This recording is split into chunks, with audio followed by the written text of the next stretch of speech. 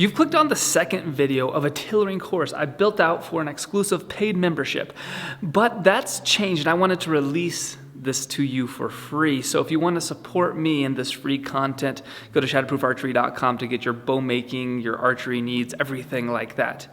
With that being said, let's jump into the second tailoring video and go make the best bow you can.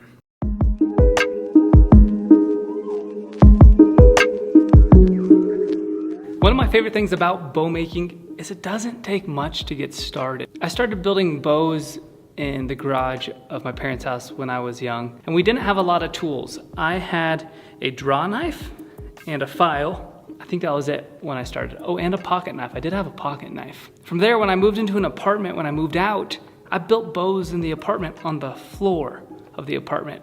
And I want to talk to you about the hand tools that you need to get started. So, in my opinion, you can build bows anywhere. Build it on the floor of an apartment and vacuum up the dust.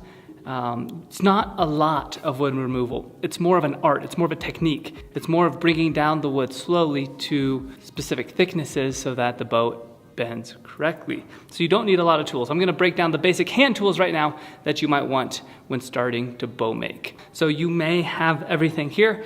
You may have a ton of power tools. We're covering power tools next, but for now we're going to break down basic hand tools. If you had 0 tools and you wanted to make your first bow, I'm going to show you what I would start off getting. The first tool I want to talk about is a draw knife. This is very, very nice when making, let's say, an Osage bow from a stave, a live stave. If you're gonna take a stave, you can carve the bark down, you can carve limbs down really well with this. My suggestion on this, if you're going cheap, go to a garage sale, a flea market, something like this, and you can find these and get a great deal on them. A nice one will run you around $100, and a cheap one will run you $15, but I found you can get a $100 one that's nice and old, good steel, for $15 if you go hunting for it. You could use this in so many ways. You could use it as a scraper if you wanted to. You can use it just as a wood removal tool, but a draw knife is not a must, but it's very helpful, especially if you're using staves. And what I mean by that is a log that might have bark on it if you're doing a hickory flat bow or an Osage bow, or if you cut down the tree, let it dry, and then are using it from there. That's when the draw knife really shines. If you're building a board bow, I may skip this. The next tool would be a rasp.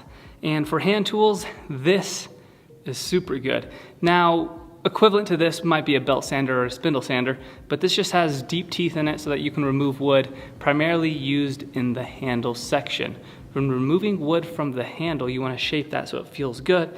This is aggressive, but not so aggressive you mess up. So control matters a lot. This tool gives you a lot of control when building bows by hand. As far as rasp goes, Nicholson 49 or 50 is very good. They're more expensive rasp. If you want something cheaper, you might be able to find a Farrier's rasp cheaper. But I like a coarse rasp and then also a fine rasp. If you have one of each, you can get a lot done. A nice rasp does go a long way. Again, if you're going into a flea market or something, you could probably pick up both of these for under $20, and bare minimum, you could do a whole bow with a draw knife and a rasp if you wanted to. Go down to a smoother, let's say file, and this is just, for me, really nice to go in between the rasp and sandpaper, just a middle ground. If you're going from a rasp to sandpaper, it can take a long time to remove all the marks, but the file is kind of the middle ground there, and can be really handy around the string grooves, or this also can be really handy around the handle. Next will be a chainsaw file. These are really cheap, and this is primarily just for the string grooves on either end.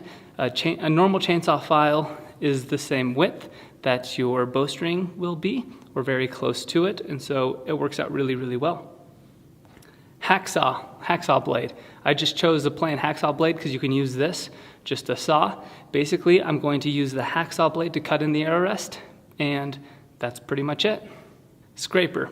Out of all the tools here, this is what I would say is the most handy. I picked this one up for $6 on Amazon, so you don't really have to spend a lot of money on a scraper, but if you can sharpen them with sandpaper or a whetstone or a diamond stone, I'll cover that in a minute. They can last you a really long time. I've been using this one for about 10 years now, and I just resharpen it and it works great.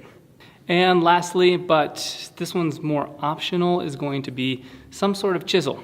The chisel can be really handy to take off some wood on the fade out sections. You can use the hacksaw blade and then grab the chisel to chisel away the wood and to step that down nicely with hand tools.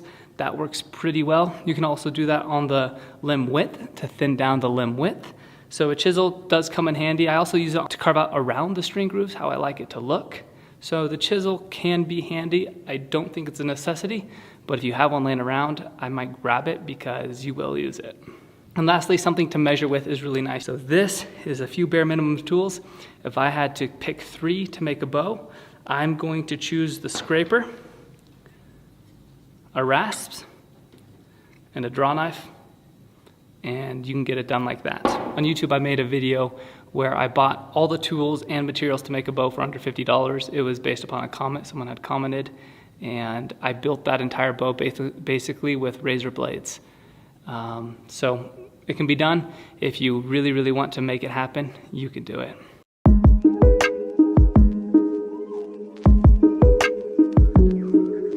So to sharpen a scraper, basically you need something abrasive, and that could be from a diamond stone to a whetstone to simply just a piece of sandpaper. I guess technically you could probably do it on a rock or an edge of a piece of glass or something like that.